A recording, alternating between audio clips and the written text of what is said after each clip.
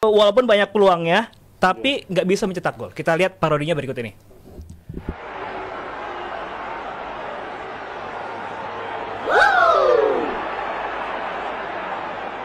Aduh, kalah di kandang nih, Rod. Dibangga-banggain bisa menang, kalah juga. UCL udah kita bantai. Ini sama-sama nihil gelar di UCL kita. Kemarin kita main 15 gelar bisa menang. Sama yang kosong kalah. Gua tahu caranya kita biar menang lawan PSG. Gimana tuh? Ikutin gua. Udah sampai di lab nih sekarang kita. Apa ini kita setelah hari capek-capek? Ini ngapain kita sekarang? Kita buat ramuan buat ngebunuh Donnarumma. Nggak kriminal jatuhnya. Harus penjara urusan nanti dah ya. Yang penting menang dulu ya. Menang dulu ya. Kita jadi pahlawan kalau menang Arsenal. Ya. Tolong dulu ini ya racunnya. Op. Jatuhnya ayam ntar kalau ini. Jangan banyak kan.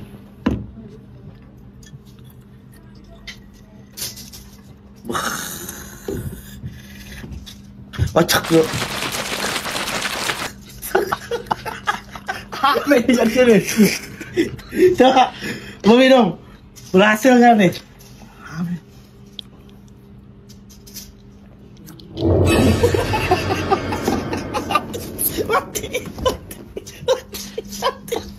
Yes, kita akan berhasil lawan PSG di leg kedua nanti. Lihat saja. Wow. Belum kapok-kapok abis kemarin bilang Arsenal bakal OP lawan PSG, masih ada jinxnya lagi nanti. Leg kedua lawan PSG kita lihat nanti kita buktikan Abrar yang benar atau Abrar akan kembali dibully lagi ya. Oscar tuh tadi tuh gila. Oscar De La Hoya. Oscar. Oke, kita langsung ke bahasan pertandingan tadi malam yang memang pertandingan yang sangat ditunggu-tunggu, apalagi nanti leg keduanya, mengingat memang secara intensitas, secara permainan dan juga secara taktikal sangat menarik untuk ditonton. Tapi golnya cuma satu dan itu golnya dari PSG doang. Dan ini kemarin ada, sebelum kita masuk ke permainan, juga gol pertama dari Dembele yang memang sangat cepat sekali, 3 menitan sudah terjadi gol. Tapi ada perdebatan, gue nonton dari TV fans Arsenal tuh yang siapa nama hostnya gue lupa, ada satu fans yang botak juga, Kevin Nico gitu, marah-marah. Dia bilang bahwa kehilangan Partey itu adalah skandal, bukan dalam arti sangat besar lah, masif. Dan dia bilang harusnya yang ada di posisi sana adalah seorang Skelly untuk menjadi posisi holding midfielder, Rice di posisi nomor 8 seperti biasa, dan Merino dikembalikan tetap menjadi false nine. Dan tapi perdebatan adalah dari si hostnya juga bilang, Skelly, dia nanya apakah Skelly memang pernah main di situ? Dia main di situ sepanjang musim, tapi di tim junior. Nah, untuk argumentasinya apakah untuk main di Liga Champions seperti ini tiba-tiba masuk sebagai holding midfielder, eksperimen yang tepat. Menurut kalian gimana ini terkait dari penempatan posisi dari Arteta di laga seperti ini? Iya, sebenarnya Luis Skelly setiap kali dia akhirnya dimunculkan kan langsung diterjunin sebagai left back ya. Dan menurut gue performanya bagus, dan semifinal Champions League sama sekali bukan ajang buat coba-coba kalau menurut gue, Mas. Jadi gue lebih condong setuju sama si Robbie-nya tuh, si hostnya yang mana si botak itu juga. Dia bilang ini nggak cocok di sana karena ini ajang yang terlalu besar, apalagi lawan lu salah satu tim yang paling inform di Eropa saat ini menurut gue, dan lu nerjunin anak umur 17 tahun sebagai holding midfield lawan PSG yang begitu cair, itu bahaya banget. Dan gue yakin siapapun yang jadi nomor 6 di Arsenal, mau ada Partey sekalipun, gue rasa kesulitan juga lawan lini depan PSG yang benar-benar cair banget, benar-benar bahkan Arteta bilang lupain lah lu main dominan lawan tim ini karena ini tim memang terlalu kuat untuk soal penguasaan bola. Jadi menurut gue Arteta udah tepat, tapi ya Rice lagi-lagi bukan orang number 6 yang pas untuk Arsenal gitu, karena dia lebih banyak main sebagai number 8 dan lebih efektif di sana. Jadi menurut gue Arteta udah tepat, tapi eksekusi dari pemain yang menurut gue let down bagi Arsenal tadi malam. Ya kan juga ada bicara soal Merino yang kelihatan agak linglung, termasuk Merino juga kayak ya itu tadi pembicaraannya, kalau Rice dikasih kesempatan dikasih ada Partey di sana, itu akan memberikan dia lebih bebannya lebih berkurang lah gitu. Ya itu kan dalam dunia ideal semuanya kan bisa bermain, tapi kan mereka juga harus bisa reject timnya. Cuman ya emang susah mempercayakan pemain 18 tahun ya, bukan berarti mereka kualitasnya jelek, tapi emang the pressure intensity-nya beda. Kemarin si Luis Skelly dan juga Nwaneri adalah masuk 2 teratas pemain termuda Inggris yang pernah tampil di semifinal Liga Champions. Jadi it's not kayak mereka bisa main bagus di pertandingan lainnya, terus diharapkan main bagus lawan Vitinha, lawan si siapa sih Neves dan juga Fabian Ruiz. Nggak kayak gitu, dan Vitinha sih gila iya, banget, memang susah gitu. Dan apalagi kita lihat betapa dewasanya sekarang Paris main sejak bersama Enrique. Nggak ada lagi yang namanya superstar bintang, semua kerja satu sama lain, semua nutup ruang satu sama lain. Odegaard nggak dikasih nafas dalam 22 menit pertama pertandingan, dia hanya satu operan sukses. Odegaard nih seorang kapten yang harusnya memimpin. Tapi ini juga delay bola nggak sih? Kemarin gue baca timnya. beberapa fans Arsenal di timeline X tuh banyak yang mengeluhkan karena ya itu dia sangat lambat ketika transisi, akhirnya menahan momentumnya itu. Dia statsnya 0 tembakan, 1 dari 6 dribble komplit, hanya 2 dari 8 duel dia menang, sama 14 kali kehilangan bola. Bener, malam itu emang midfieldnya Paris yang jauh lebih bagus, dan kita nggak lihat ini misalnya dalam tim Paris yang dalam mungkin perjalanan terakhir mereka menuju final UCL ya, tapi pasti banyak yang expect more lah dari Arsenal. Itu wajar banget setelah cara mereka menyingkirkan, menghempaskan Real Madrid. Akhirnya mereka harus menghadapi tim Paris yang seperti ini, yang kita tahu udah menghadapi tim-tim Inggris musim ini dan mereka selalu punya kunciannya. Villa, City, Liverpool pernah merasakannya, dan ya ini adalah lagi-lagi kerja bagus banget dari Luis Enrique. Ini benar-benar nggak bisa dihilangkan pengaruh Luis Enrique dalam tim ini, nggak bisa dikecilkan bagaimana cara dia mengubah mentalitas dan juga hungernya ya. Vitinha bilang setelah pertandingan di press conference, dia bilang kita tahu persis apa yang harus kita lakukan, kita tahu persis celah-celah yang harus kita manfaatkan, para pemain tahu tugas masing-masing, dan ini adalah ya buah dari research dan juga semua match analysis yang Enrique udah lakukan timnya. Ya gue sebenarnya di awal gue lebih memprediksi emang dari awal PSG yang lebih maju ke final, tapi setelah gol pertama gue memperkirakan PSG akan lebih dominan dan juga akan menguasai lebih banyak dalam 90 menit ke depan. Tapi ternyata setelah 20 menit habis gol itu, kayaknya kan Arsenal bisa perlahan-lahan bisa meningkatkan pressingnya dan membuat PSG nggak nyaman juga kan. Artinya kalau menurut kalian fair nggak sih dari hasil ini? Apa menurut kalian harusnya hasil imbang lebih fair dengan adanya peluang Martinelli, Trossard di sana? Gue rasa 1-0 udah fair sih. Udah fair, Mana PSG itu 20 menit pertama benar-benar bagus banget. Tapi mungkin hal yang masing-masing tim kecewakan adalah bagi PSG mereka hanya menang 1-0 di periode 20 menit pertama, dan beruntungnya bagi Arsenal mereka hanya kalah 1-0 gitu. Ya, jadi sebenarnya kan tipis ya kalau lihat dari statistiknya, dari expected goalsnya nggak begitu jauh, total shotsnya juga sama-sama aja sama on target ya, walaupun possession justru emang di awal-awal kelihatan 70-an 20-an tuh parah banget memang kan. Dan ball position juga nggak jauh kan, dimana Arsenal responnya juga bagus. Gue ngeliat apresiasi respon mereka bagus setelah ketinggalan 1-0, masuk di 30 menit pertandingan mereka bisa berubah, dan PSG tapi tetap enak juga menguasain bolanya sebenarnya. Tapi ya itu mereka mampu meredam, dan PSG juga bisa ngerespon. Inilah kuatnya PSG, yang mana dia bisa nyakitin lu pakai siapapun di atas lapangan dan dari situasi manapun, ya itu tetap mereka lakukan gitu. Dimana Nuno Mendes bisa tiba-tiba ada di sisi yang tinggi banget di atas lapangan. Hakimi juga kayak begitu. Tapi ya itu sih, Hakimi dimainin tinggi bisa jadi opsi lu buat bantu serangan, tapi space yang dia tinggalkan itu gede banget sebenarnya. Tapi Martinelli sama Trossard kan lagi-lagi nggak bisa manfaatin bola. Agak bau sih memang kemarin Martinelli sama Trossard ya. Itu yang jadi pembeda sih. Kita kan ngebahas case per case dulu. Dari gol pertama itu banyak yang menyalahkan Rice, tapi menurut gua itu adalah momentum yang itu juga tendangannya menurut gua kayak tendangannya nggak sempurna sebenarnya, cuman ya emang akurasinya pas banget yang susah dijangkau gitu kan. Ya susah memang kalau menghadapi dribbler elit ya kayak Kvara, bagaimana menutup ruang, bagaimana cara channeling lari dia, dan itu kan yang diungkapkan oleh Thierry Henry juga setelah laga, bahwa seharusnya ditunjukin ke garis gawang, keluar, ke arah luar, jangan bikin dia lari ke dalam sehingga dia bisa memberikan umpan itu. Dan ya penyelesaiannya sih emang Dembele luar biasa banget ya. Dembele sekarang udah punya 7 gol dari 5 laga tandang loh di Champions League, bukan angka yang kecil. Potensinya dia luar biasa sekali bersama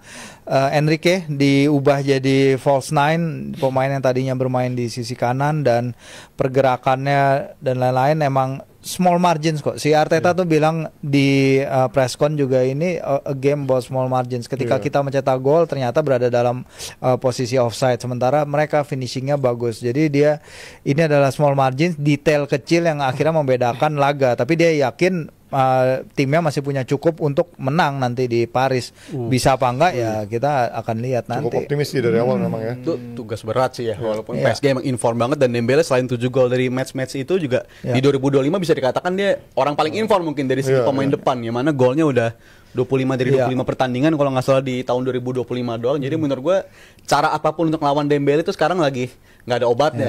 Dia bisa ngelakuin apa aja, sesuatu yang dia tembak tuh bisa jadi gol, dan terbukti dari kemarin bukan tembakan yang sempurna tapi terbukti bisa tertuju banget ke pojok dan ngelewatin Raya lagi pemain. bagus-bagusnya juga pada Bagus kemarin tuh. tapi kena sama Si bola Due. gitu. Gila. juga. Terus juga ada case di mana ketika Kvaratskhelia di ini nih. hold sama Timber. Timber. Ya. Dan banyak menurut pro dan kontra. Kalau menurut kalian sendiri ini layak penalti atau enggak sebenarnya? Ada threshold pelanggaran ya. Kalau kita lihat momennya emang kalau kita berhentiin gini, terus ada orang wah ini mah pasti penalti. Tapi kalau lihat kejadiannya ya cepet gitu, dan di mana Timber gini ngangkum tapi situ lepas. Ini tuh benar-benar sekarang subjektif banget di sepak bola, karena pada weekend kemarin pas banget kemarin itu Newcastle ketemu Leicester apa siapa ya. Kejadiannya mirip Ipswich. Backnya Ipswich itu sedikit ini nggak kayak gini bahkan. Cuma nyentuh dikit tangannya Jacob Murphy, ditahan dikit, wasit lihat VAR. Abis itu dikasih pelanggaran. Tapi ya kalau di Eropa beda pasti thresholdnya itu. Apakah dilihat upper body contact kan biasanya lebih beda ya penilaiannya dengan lower body contact. Kalau lower body contact kesandung dan lain-lain akan lebih gampang terlihat. Tapi mungkin ke Kvaratskhelia juga dia bikin jatuhnya juga mungkin agak beda dengan arah ditarik, ya itu mungkin juga mempengaruhi dari wasit. Ada yang 50-50 kalau kita lihat sih, ada yang bilang itu penalti, ada yang bilang enggak. Kalau kemarin sih di komentator bilang kalau di Premier League ini sih penalti sih memang. Nah iya Tapi benar kalau kayak yang gua bilang. bisa nggak, Karena bisa dikasih. Kattenberg juga bilang Premier kalau League ini pegang emang gini doang. kalau menurut Kattenberg ini nggak penalti karena walaupun terlepas dari ada pelanggaran di sana, tapi memang jatuhnya ke VAR tuh kayak agak sedikit over. Tapi di satu sisi ada yang bilang juga ya mau itu over apa enggak, tapi itu jelas penalti karena lagi dalam keadaan kenceng. Dia nahan dengan tangannya kan. Kalau nggak ada tangannya kan udah main. Kayaknya turun itu gitu. kalau nggak di dalam kotak penalti Di luar dikasih. kotak penalti fall. Iya. Iya Kotak kan? penalti fall. Tapi kalau lihat foto yang kedua yang di kanan itu kan ngelingkarin Oh, banget iya, gitu. iya, Makanya itu makanya. satu badan lu kepeluk Mau sama itu dia, mau gitu. menurut gua walaupun itu mau itu ringan, mau itu cuman pegang bentar terus dilepas, Iya. tapi udah ada upaya ngemeluk badan di saat lu udah kalah kalah posisi lah sama si Kvara. Dan gue kebayang kalau gue jadi di atas lapangan, biasanya lu mungkin jadi back juga relate tuh mas. Kalau lu tahu lu lewat sama lawan, kadang lu punya indikasi buat naruh tangan gitu kan, buat melanggar dia. Dan itu Panji menurut gua lagi suka gan. apa ya? Beda mas Firzi. Beda ya. Itu. Untung baru tangan bukan jari. Bisa jadi Timber tahu dia udah lewat dari seorang Kvaratskhelia, dia tahu persis Kvaratskhelia udah lepas dari Licin pengawalan dia, banget, jadi dia bener. agak ngelangkul dikit lah. Untung ngelepasnya cepet, jadi itu Iya. membantu dia. Tapi menurut gue itu jelas foul karena indikasinya udah jelas dia ngelingkarin tangan, dan tangannya tuh ngelingkar bener-bener satu badan, dia kepeluk sama si tangannya Timber gitu. Dan menurut gue itu harusnya foul sih, dan wasit bisa ada error di pertandingan tadi malam. Oke, case berikutnya yang Neves sama itu Neves. jelas dong sama Merino kan. Clear. Clear itu bukan penalti kan, bukan pelanggaran Iya, kan. masuk, Pinter. Karena masih ada yang sebaliknya. Karena masih banyak yang fans yang debat sebelum kaki Neves yang ngenain bola itu, katanya kakinya Lutut. nahan si Lututnya kakinya Merino. nahan Kok bisa kakinya Neves yang nahan Merino, orang kakinya Neves di depannya Merino, kok bisa, gimana caranya? Iya, ini Dia ngayunnya clear. lama. Iya. Ini clear bener-bener tackle yang bersih banget dari Neves, dan shout out to Neves, dia juga statusnya walaupun pemainnya masih muda banget, tapi di Champions League musim ini dari Gila fase sih liga ke knockout dia pemain paling banyak menangin situasi duel-duel 50-50 kayak begitu gitu. Total udah hampir 50 tackle dia lakuin dan mayoritas dia menangin. Jadi menurut gue itu tackle yang emang signature dari seorang João Neves dan layak banget dia dibanderol mahal sama PSG ketika dibeli waktu itu sih menurut gue. Tapi kalau ngeliat dari lini bertahannya Arsenal sebenarnya di luar gol itu cukup bagus ya. Maksudnya Kvara nggak benar-benar bisa eksplosif. Due mungkin cuma satu pergerakan doang yang benar-benar bisa, yang benar-benar berbahaya, yang akhirnya bisa ditepis sama Raya. Tapi luar itu kan sebenarnya pertahanan Arsenal juga bisa menahan dengan ada Kiwior di sana, bisa dong nutupin pergerakan dari PSG juga. Dan emang Arsenal dari segi XG yang ngebatasin lawan salah satu tim yang top Bagus, 3 terbaik di Champions League musim ini ya. Walaupun kalau di Liga dia salah satu tim yang bukan salah satu, bahkan top 2 tim yang paling banyak ini ya ngelepas situasi poin dari situasi unggul jadi seri, bahkan bisa dikembalikan oleh lawan, itu mereka salah satu yang tertinggi. Tapi di Champions League defensif mereka itu salah satu yang terbaik, dan itu terbukti setelah mereka 20 menit sadar persis mereka diobok-obok, mereka bisa evaluasi dan terbukti mereka bisa respon dengan baik. Dan menurut gue lawan Arsenal tuh jangankan lu mikir untuk nyetak gol ke gawang mereka, lu bisa nembakin ke gawang mereka aja tuh udah bagus banget gitu. Jadi emang defensive display Arsenal tuh selalu konsisten kayak begini. Dan yang pas kebobolan lawan Madrid, Saliba tuh cuma aspek error doang kan. Tapi terlepas dari itu emang defensive unit Arsenal tuh yang dibikin sama Arteta udah solid banget Mas menurut gua. Si Kvara, Dembele dan Doué itu sepanjang mereka main ya cuman bikin 15 kali sentuhan di kotak penaltinya Arsenal sebenarnya, dan disitulah at least itu tadi benar kata Rizal bahwa Arsenal bisa membatasi PSG ke hanya 1 gol ini, dan ini yang bikin Arsenal walaupun emang mereka nggak pernah overturn, nggak pernah memutar balik ya kekalahan di leg pertama laga kompetisi antar klub Eropa di kandang sendiri untuk menang di leg kedua di kandang lawan itu belum pernah terjadi sebelumnya. Tapi ya kalau kondisinya dengan apa yang terjadi sekarang, Partey juga balik ya. Seharusnya iya kan, nggak ada masalah, satu match kan. balik. Nah itu bisa jadi it's a different ball game nanti sih. Kemarin ada satu case yang diperdebatkan juga oleh fans Arsenal dan juga teman-temannya. Waktu Saka dikenain kartu kuning setelah sebelumnya ada mereka merasa itu ada soft kontak kepada Nuno Mendes. Tapi menurut kalian itu soft touch atau emang foul ketika Nuno Mendes baru dapat bola terus sedikit disentuh badannya, akhirnya dia jalannya tergopoh-gopoh sambil jongkok, akhirnya jatuh gitu kehilangan bola. Menurut kalian itu harusnya foul apa enggak? Enggak full sih itu. Nah, ini Saka cuma ngeganggu dan Mendesnya kena kontak dikit dan ada fotonya, goyang belum nyiapin foto sih ini. Mendes yang goyang menurutku, bukan Sakanya yang ngasih dorongan terlalu keras, tapi Sakanya ngelakuin hal yang benar. Dan bahkan sebelum momen itu kalau nggak salah ada momen si Mendes akhirnya kena juga kejebak sama situasi di right flanknya Arsenal gitu. Jadi menurut gue itu keputusan yang menurut gue agak why sih sifatnya ya, yang mana itu seharusnya nggak foul, dan Saka punya hak untuk ngelampiasin frustasi dia gitu dengan cara nendang bola, karena itu soft banget dan seorang Nuno Mendes gak seharusnya jatuh lewat kontak kayak begitu lah. Jadi itu berlebihan banget sih. Tapi kalau gue argumentasi kemarin di X adalah melihat posisinya badannya Nuno memang lagi nggak sempurna. Begitu dapat sentuhan dikit, jatuhin. Iya lo kayak lagi posisi kayak lagi gini kan lo bisa jatuh gitu kan. Kayak lo lagi jongkok disentuh juga bisa jatuh gitu. Nah menurut gue posisi itulah akhirnya membuat wasit memberikan itu foul gitu. Sebelum dia akhirnya tergopoh-gopoh kehilangan keseimbangan. Kalau memang misalkan Saka dari awal nggak pakai tangan, gue yakin tuh clean. Tapi ketika dia dari awal udah pakai 2 tangan seperti ini, itu yang membuat akhirnya Saka dianggap menjadi membuat foul gitu, dan akhirnya membuat dia jadi frustasi dan kartu kuning kan. Tapi kalau ngeliat lagi dari permainannya lagi, ini melihat sebenarnya Martinelli lagi-lagi menjadi pembahasan di saat Saka begitu berbahaya, harus dijaga 2-3 orang, tapi Martinelli punya open space gitu tapi nggak bisa ngegolin. Tapi kan untuk mendapatkan open space dan dia harus kerja keras, beberapa kali dia bikin Hakimi nggak nyaman dan harus track back. Itu kan juga nggak semua bisa melakukan tugas yang dilakukan oleh Martinelli dong. Ya kita lihat Martinelli dari tahun ke tahun, mungkin beberapa bulan terakhir ya, mungkin ketajamannya nggak seperti yang semusim lalu ya. Dia bagaimana dia bisa menyelesaikan peluangnya dengan sangat bagus. Tapi ya kita tahu menghadapi seorang yang juga lagi luar biasa sekali ya dalam diri Donnarumma. Tadi kita belum bahas juga terlalu banyak bahas juga soal dia nih. Dia bikin 5 penyelamatan, dia dalam musim ini aja udah 3 kali dia bikin dalam satu game bikin lebih dari 5 penyelamatan atau lebih di Liga Champions gitu. Kiper yang ya kita udah bilang udah berapa kali dia itu mendapat kritik sebenarnya pada awal musim, distribusinya jelek, kalau dia keluar dari sarangnya jelek, berat banget badannya emang sempat kehilangan posisinya juga. Tapi kredit juga bagi dia kembali ke performance terbaiknya, mungkin salah satu superstar ya yang ada di timnya Paris sekarang.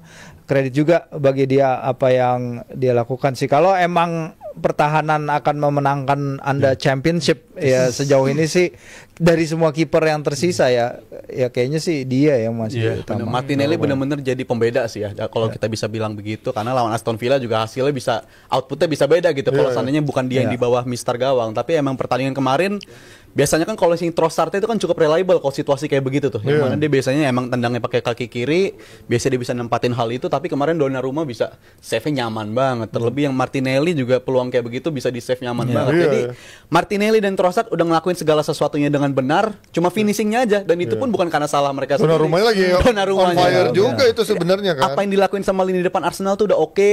Gue kecewa ya cuma bukan lini depan tapi justru Odegaard-nya itu, karena sering banget game-game besar dia main kayak begitu. Bukannya malah kelihatan jenius tapi malah ngebunuh momentum gitu. Cara mainnya emang kelihatan pinter, aliran bola dia, tapi apa yang dia lakuin tuh malah ngebunuh momentum dan hilang begitu aja peluang-peluang dari Arsenal akhirnya kan.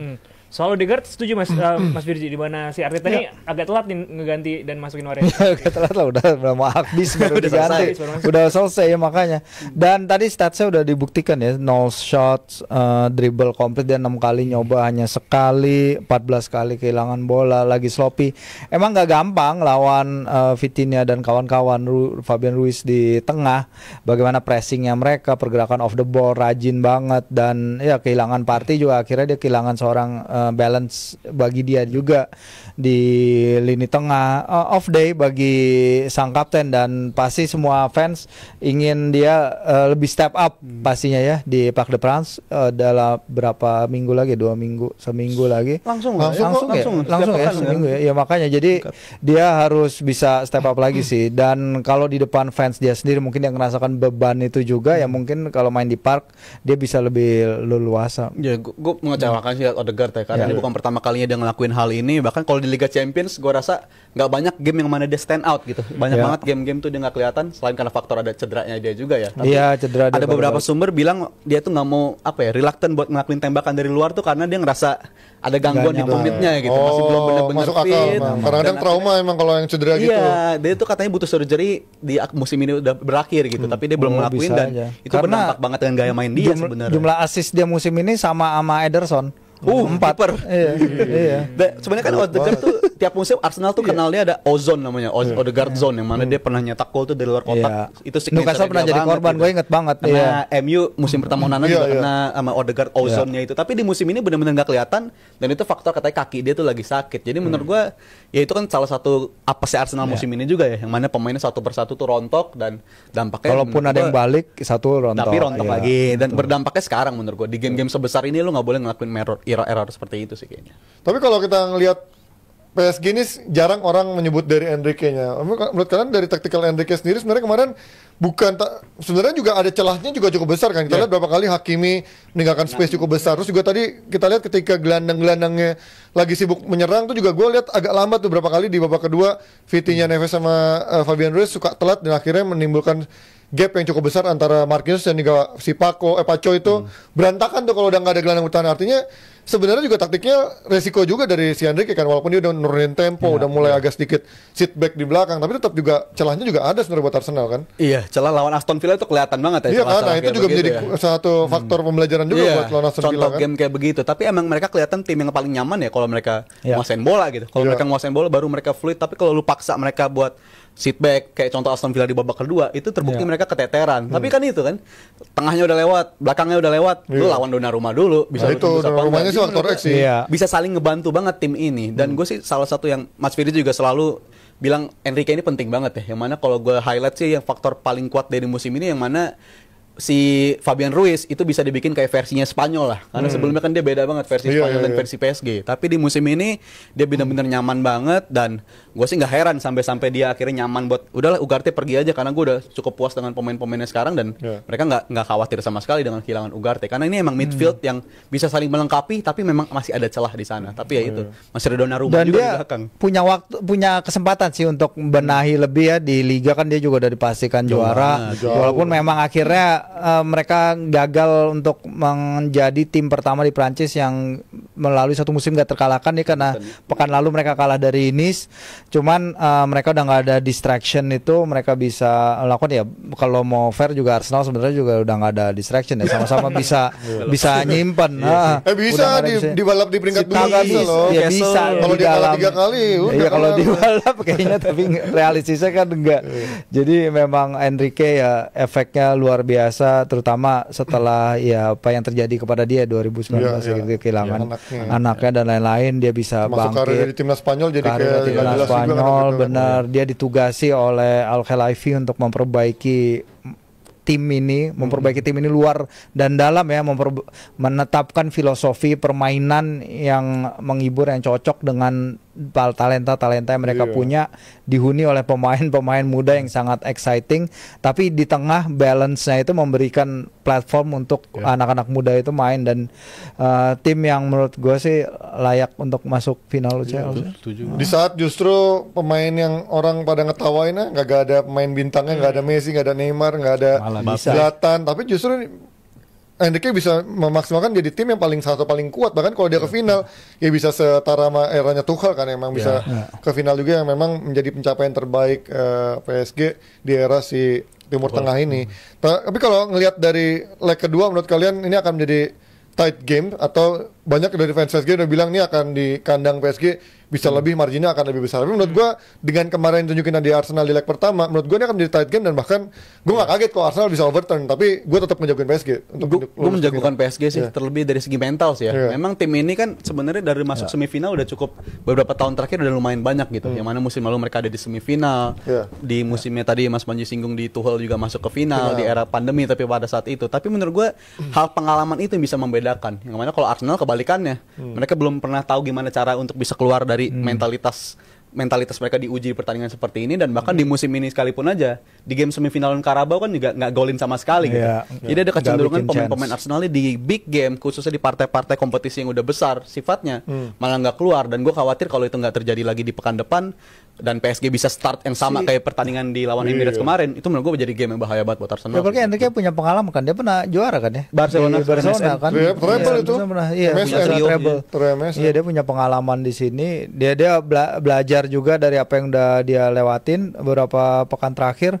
Menurut gue sih ya seharusnya ya masih diunggulkan sih, walaupun mulai pada diomongin kan remontada